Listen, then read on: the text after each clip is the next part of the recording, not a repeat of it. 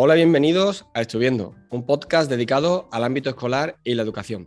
Quien os habla, Manuel García. Hoy tengo un invitado especial, tenemos con nosotros un gran historiador que va a venir a hablar de un tema muy interesante, así que lo voy a presentar sin más. Jesús Mena, ¿qué tal? ¿Cómo estás?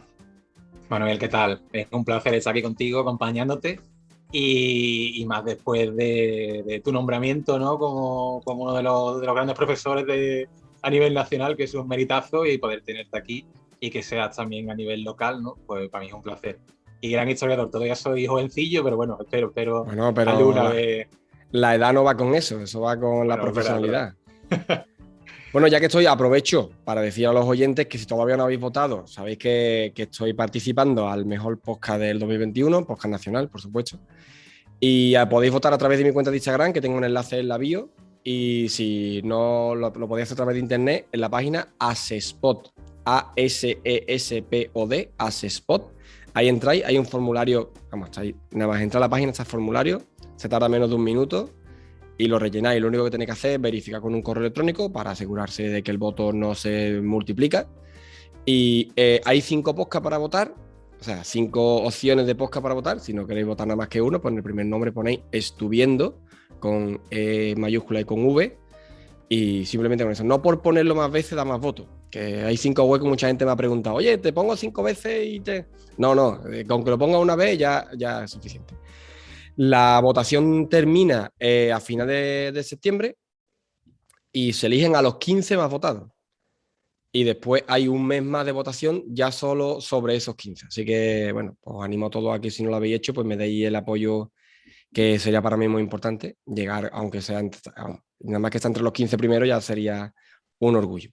Así que, bueno, hoy tenemos, como digo, a Jesús que viene a contarnos un tema que yo le he pedido porque creo que puede interesar mucho, que es mucha gente, los niños por la mañana se levantan, que no quiero ir al colegio, ¿por qué hiciste el colegio? Que no quiero ir, por Dios. No, siempre ha pasado eso, y yo también lo he dicho, y yo creo Hombre, que Jesús tú también todos alguna hemos vez, ¿no? dicho eso. Hombre, por favor, infinidad de veces.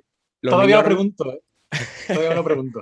los niños ahora no pueden poner termómetro en las bombillas porque son LED y no se calientan. Pero nosotros acercábamos el termómetro, uff, qué malo estoy, mira cómo tengo 50 grados de 58 temperatura. de fiebre, mamá. Pero bueno, viene a hablarnos de eso, de la invención de la escuela, ¿no? ¿Por qué surge? ¿Qué necesidades trajo a llevar a eso, a la creación de la escuela? Así que cuando quiera, Jesús, ilústranos. Pues nada, yo espero no excederme mucho, ¿no? Y no utilizar muchos tecnicismos, Manuel, que muchas veces uno cae en eso. Pero bueno, para que entendamos todos, ¿no? Yo creo que para poder entender lo que es la escuela en general, debemos partir básicamente desde el origen del hombre, ¿no? Porque si partimos desde ese mismo punto, aunque obviamente la escuela no era como hoy día la conocemos, obviamente, pero era necesario en una vida tan peligrosa como era la del Paleolítico, por ejemplo, ¿no? La prehistoria, donde la vida pues, era nómada, tenías que salir, cazar, buscarte todos los víveres, bueno, un poco como la de hoy, pero un poco más en pelota, y, y con animales salvajes, que en la calle también hay muchos animales salvajes. Pero que la idea era que, claro, tú naces y obviamente no tienes esa formación, ¿no? Entonces había una serie de personas, posiblemente dentro de la propia tribu, que aseguraba que esos nuevos infantes, ¿no? Esos niños, tuviesen la formación necesaria para poder aprender a sobrevivir, ¿no? Y que algún día, buscando siempre el beneficio no únicamente del niño, sino buscando el beneficio pues, de la propia tribu. Entonces, desde el principio del hombre, vayamos a decir, existe una necesidad de educar, ¿no? De enseñar y de crear un poco como de esa escuela que después vamos a ver con el tiempo. Sin embargo, ¿quiere preguntar algo, Manuel? Sí, que entiendo que había también dentro de la tribu especializaciones, ¿no? No todo el Claro, por mundo supuesto, aprendía por todo. supuesto. Exacto. Obviamente estaría especializado pues, en el tema de la caza, en el tema del tratamiento de las pieles, en el caso de las mujeres, pues bueno, en el desarrollo de ciertas labores de temas pues, relacionados con el fuego, relacionados con el tratamiento un poco de lo que era el día a día, ¿no? Ujú. Entonces cada uno tiene una funcionalidad en aquel momento. Y cada profesor, bueno, el profesor, llamarlo profesor es algo muy osado, pero bueno, cada persona, ¿no? Cada responsable tenía la finalidad pues, de enseñar eso a los más jóvenes. Ujú. Bueno, y supongo que, claro, conforme fue avanzando la mentalidad Claro, del ser humano, pues todo iría desarrollándose. Exacto, o cuando ya abandonamos esa prehistoria, ¿no? Y llegamos a lo que es considerado como la historia, que sobre todo, pues el punto más determinante es el nacimiento de la agricultura, que es fundamental, ¿no? Y que el ser humano deja de ser nómada, ya no hace falta ir a cazar, ya no hace falta ese desplazamiento, sino en lo que empieza el ser humano a convertirse en una especie sedentaria. ¿Qué ocurre? Que como estamos hablando de la propia tribu, ahí empieza ya también a crearse una cierta jerarquización, una diferenciación social. Esa diferenciación social que provoca pues que haya clases sociales y hay clases que están por encima de otras por muchos temas, ¿no? Por imposición, incluso por propia fuerza, por número de personas relacionadas con el propio clan, por lo que sea, que están por encima y ellos buscan pues por una diferenciación todavía más clara, ¿no? Ante el resto de esa población. ¿Qué ocurre? Que cuando nace la escritura es fundamental porque también Claro. cumple una función administrativa. Y la religión otro peso que es fundamental también pues, para el día a día, ¿no? De la sociedad. Entonces, ¿qué ocurre? Que empieza a crearse pues, esos maestros, ¿no? A veces gurú, que vemos en muchos casos, muchas representaciones del mundo antiguo, y que son los que realmente orientan, ¿no? Estos factores tan importantes como el caso de la propia religión o de otros factores como la administración, el gobierno, quien tenía una mejor formación educativa, por supuesto el que iba a ser monarca, ¿no? Pues en Egipto Claro. lo vemos, por ejemplo, en el caso de los faraones, y en Grecia, ya en Grecia encontramos algo, o en Babilonia también, pero encontramos algo muy distinto ya en lo que vemos en el mundo griego. Grecia supone un cambio para todo, la historia, un avance, y básicamente nosotros somos consecuencia de lo que el mundo griego ocasionó, ¿no? Entonces ahí es donde encontramos la palabra, por primera vez, la palabra escuela, ecole, el origen griego, y eso se relacionaba, por ejemplo, ellos lo relacionaban con el tiempo libre, para que tú veas lo que es esto. ¿Eh? Ellos tenían una sección en la vida, ¿no? Que era el trabajo y el tiempo libre. Y ellos dedicaban este tiempo libre básicamente a formar el espíritu. ¿Y cómo formaban el espíritu? Obviamente mediante la educación. Esto es muy interesante. Entonces aquí cuando empieza a crearse un poco ese concepto de escuela, ya aparecen también los grandes filósofos, ¿no? De la historia, como el caso de Platón, aparece Sócrates y Aristóteles. Entonces empiezan a crearse esas escuelas platónicas, aristotélicas, que muchas veces en filosofía pues no la tenemos que comer con papas, pero que cumplen una función clarísima, ¿no? Son el anticipo del concepto de la escuela que hoy día tenemos. Entonces ya ahí se crea pues esa necesidad, ¿no? Los niños también empiezan a ir a partir de una cierta edad, empiezan a formarse a partir de los 6 años, empiezan a ir a centros formativos religiosos, a centros formativos culturales, ¿no? Vayamos a decir, para que sepan en la urbe, en la poli en la que viven, cómo relacionarse. Y también es importante el caso, Manuel, que como vemos que tenemos educación física en el colegio, ¿no? Bueno, ¿y por qué educación física? Lo que es la parte del deporte siempre ha sido fundamental también en la escuela o en lo que ha sido el concepto de educación.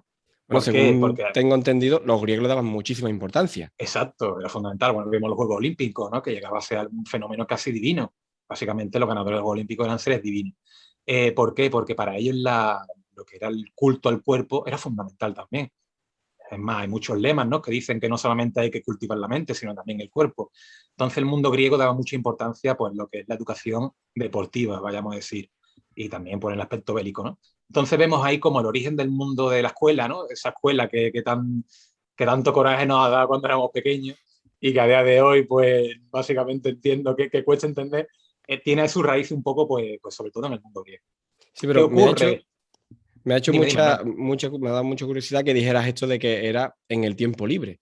Porque yo, bueno, Sí. sabes que tengo un hijo pequeño, tiene un poco más de 2 años y medio, y lo que hacemos es ver películas de dibujo, no vemos otra cosa que no sea Peppa Pig, Disney Plus y poco más.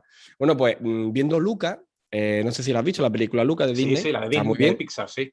Sí, pues claro, él sale de las profundidades del mar, ¿no? Y no conoce nada, se encuentra con otro chico que es como él y le explica que las estrellas son boquerones y que el Ujú. sol es un pez gigante. Y claro, cuando se encuentra con una niña que sí va al cole, pues le entran unas ganas enormes de aprender y de desarrollarse en lo que el conocimiento se refiere.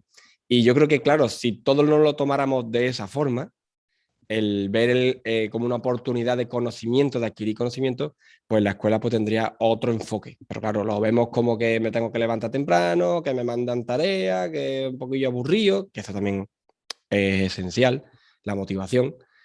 Y entonces, pues claro, pues se crea esa pesadez, pero eso que has dicho me ha resultado muy interesante. Toda obligación, Manuel, al fin y al cabo, lo ves como eso, ¿no? O sea, realmente la educación es un regalo. Lo vamos a ver cuando lleguemos al siglo XIX, que la educación, al fin y al cabo, es un regalo que tenemos a día de hoy que debemos valorar muchísimo. ¿Qué pasa? Que, claro, obviamente son niños y es una obligación que te imponen y obviamente a ti no te gusta que te impongan, ¿no? Claro. El ser humano busca el rechazo a eso, pero sin duda alguna es un regalo, básicamente. Tanto que, bueno, fíjate que en el mundo, en la Edad Media, ¿no? Cuando se vive esa decadencia, el mundo romano al fin y al cabo toma los inicios, toma todos los principios griegos, entonces ellos conservan ese concepto de la nación de la urbe, el carácter político, el carácter social, esa educación, esa escuela, ¿no? Que hemos visto, ese escolé que hemos visto en el mundo griego, se mantiene en el mundo romano. Cuando el mundo romano cae, que es el último atisbo, ¿no? que podemos ver de luz en el mundo antiguo, y llega el periodo medieval, es verdad que se impone un poco, ¿no? esa incultura, es el controlar más a la población con una sociedad más iletrada. Únicamente pues eran los grandes señores los que tenían la capacidad de tener conocimiento de la lectura, por ejemplo, pero tampoco mucho más. Ellos no sabían, no tenían un control muy allegado, aunque hay excepciones, por supuesto. Las grandes universidades empiezan a surgir también durante el periodo medieval. Pero claro, ¿con qué concepto? Aquí vemos de nuevo la importancia del contexto que nos rodea. Las universidades nacen con una función religiosa, en muchos de los casos, Claro. y siempre relacionado con el tema administrativo, bueno, leyes jurídicas, al fin y al cabo buscan eso, ¿no? La formación de las artes, pero algo muy liviano, lo cual es lo que estamos viendo ahora, ¿no? Eso básicamente no existía. Entonces vemos como también la educación, a día de hoy la criticamos, ¿no? Decimos que la educación de hoy día tiene carencias, pero es que yo creo que realmente la educación siempre ha estado sometida pues, al poder político que había puesto. Durante la Edad Media, pues en este caso era el cristianismo un poco, ¿no? Pues al fin y al cabo, no por nada, sino porque era lo que imperaba, era lo que se imponía. Igual que en el mundo islámico, pues obviamente la cultura islámica marcaba la educación de los jóvenes, ¿no? Y el Claro. concepto que tenían. Entonces eso es claro. Pero luego cuando se produce lo que se vino a conocer como el Renacimiento, ahí sí que hubo un despertar de nuevo, ¿no? Por la curiosidad, por buscar un poco que ese conocimiento llegase a todo el mundo, de nuevo crear esas escuelas, como hablábamos de las escuelas platónicas, las escuelas aristotélicas, también en el mundo clásico, en Grecia y Roma, vuelven a recuperarse, ¿no?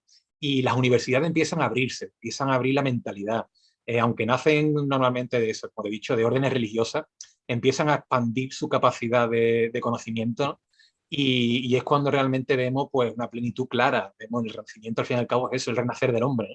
Es el hombre por encima del propio Dios, ¿no? Es una visión antropocéntrica frente al teocentrismo que habíamos vivido. Entonces eso es fundamental. El concepto de renacimiento marca un poco las pautas que vamos a vivir tanto en el siglo XVI como en el siglo XVII. Mm. De nuevo vemos ya como la educación, el pequeño, pues tiene normalmente los profesores no son profesores al uso en una escuela, no como tal, sino que, bueno, son profesores privados, fomentan, obviamente la nobleza estaba muy por encima de la clase media, no, no, esto siempre se mantendrá, ¿no? Hasta que hablemos en la contemporaneidad, pero se ve claramente un sometimiento, pues una diferenciación, aunque hay una preocupación de que la gente conozca y sepa que no sean meros borregos, ¿no? Sino que sean capaces de entender el espacio que les rodea y de ser capaces también de valorar lo que tienen. Esto, por ejemplo, en el arte se aprecia mucho, ¿no? El arte del siglo XVII, por ejemplo, se convierte en un reflejo de la sociedad que te envuelve, para que aquel que lo vea sea capaz de reconocerse. Entonces, la educación también tiene un poco de ese vínculo. Y bueno, ya llegamos un poco al siglo XVIII, ¿no? Y entonces ya hablamos de la Ilustración. En la Ilustración hay una preocupación clara, pues hablamos del siglo de las luces, ¿no? La razón. Aquí sí que se impone la razón humana. Aquí sí que se busca, aunque de nuevo hablamos de diferenciaciones sociales, siempre van a estar presentes, pero aquí hablamos de un interés claro porque el hombre destaque, supere, marque limitaciones con la ciencia se dispara, supere pues las limitaciones que había tenido la religión, esa jaula, ¿no? De oro en la que estábamos, pues se rompe y nos permite llegar a mucho más lejos. Entonces ahí donde la educación, y bueno, me parece también lo que es la burguesía, esa burguesía que ya se anvela un poco a la aristocracia, ¿no? Y entonces el hombre burgués, aquel que había ido ganando dinero, tiene la posibilidad de formarse aún más. Entonces, al formarse aún más, no solamente él, sino su propio hijo, ¿no? El concepto de escuela empieza a convertirse ya en un fenómeno tal y como un poco lo vamos conociendo a día de hoy. Tanto que ya pues, en el siglo XIX, ¿no? Donde hay esta preocupación por la sociedad humana, donde el hombre realmente es lo que importa, ya vemos como el colegio, o la escuela, como ya lo queramos llamar, pues ya se convierte pues, en un fenómeno. Ya es el momento en el que la escuela se convierte en una obligación, básicamente, aunque había personas iletradas también, pero se convierte en una obligación y a día de hoy, pues básicamente es una obligación y un derecho, ¿no? Por eso te digo que es una suerte, no somos conscientes de lo mucho que hemos tenido que luchar para poder tener pues lo que a día de hoy tenemos. Ujú. Y supongo que, por ejemplo, el tema del horario se consensúa con más o menos con los horarios laborales para que los niños puedan estar atendidos mientras las familias están trabajando.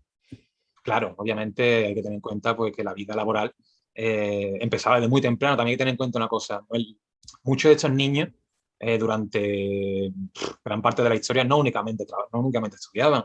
Cada vez hablamos de estudiar en el colegio, la escuela, pero que básicamente esos niños también trabajaban en el campo, por ejemplo. Esos niños a lo mejor se levantaban con el alba a las 5:30 de la mañana, a las 6, trabajaban hasta las 10 y a las 10 venía un profesor y le daba ciertas clases y después por la tarde tenía que seguir trabajando. Es decir, que el mundo ha cambiado en ese aspecto muchísimo, pero que, claro, tenía que adaptarse un poco a los horarios laborales de la casa, pero también a las necesidades del trabajo que requerían. Claro. Hombre, y claro, las clases que se impartían antiguamente serían con un número más reducido, a lo Claro, por mejor de supuesto. casa en casa, ¿no? Hasta que hubiera una Ten en institución cuenta como las tal. distancias, claro, las instituciones como tal, lo que es el colegio, pues nace ya en el siglo XIX. Ya vemos un concepto de colegio como el que tenemos claro a día de hoy, ¿no? Pero hasta el siglo XVIII lo que había era profesores particulares que a lo mejor reunían un grupo pequeñito, ¿no? En clase, o en algunas casas, sobre todo de gente pudiente, o gente de dinero, y a Ujú. lo mejor le daba clase pues, a los 3 niños de la casa, y si en la casa había un par de sirvientes pequeños, también lo incluían por darle una educación para que también tuviese un futuro. Y a lo mejor pues eran grupos muy reducidos, podía ir de uno, básicamente, a lo mejor a 5, 6, 7, incluso adultos que también se preocupaban por formarse. Es decir, no únicamente la escuela, sabemos que no es únicamente para niños, ¿no? Ujú. La escuela es algo que también tenemos la formación para adultos, universidad para mayores de 25, bueno, que entonces esto siempre ha existido. Porque como tú dices en la película de Lucas, esa necesidad de comprender, esa necesidad de conocer lo desconocido, ¿no? Siempre ha existido. Entonces aquel que no sabía leer, aunque tuviese 40 años y tenía la oportunidad de aprenderlo, él quería aprenderlo, porque marcaba, te abría un mundo, ¿no? Claro. Era el mundo de la lectura, en aquel momento no había televisión, lo que había todo era muy limitado y el poder leer, imagínate lo que representaba. Un libro era una aventura diaria. Ujú. Pues súper interesante todo lo que has contado. Yo me he quedado maravillado al ver todo lo que puedes contar en tan poco tiempo. Vamos, me he quedado fascinado. Espero que no me Y haya, que no no, no, se me haya ido no. mucho el tecnicismo y nada, ¿no? Que se haya Que va, que va. entendido más o Yo, menos bien. si te he entendido yo, no hay problema. Has ido bien. Pues nada, Jesús, pues muchísimas gracias por ilustrarnos sobre esto. Nada, Y el placer es mío. Y cuando yo, quieras, pues bueno, temas muchísimos, ¿eh? Ya te digo, a ver, sí, yo cuando también quieras hablar, invito dime, dime. a los oyentes que si tienen algún tema en particular relacionado con la historia del que les gustaría que hablásemos, pues que me manden un correo a estuviendo@gmail.com o a través de mi cuenta de Instagram estuviendo y ahí le vamos recopilando y cuando tengamos para un programa, pues volvemos a vernos. Vamos, yo encantadísimo de que estés con nosotros todas las veces que Nada, tú el quieras. placer es mío. El placer es mío, de verdad, Manuel.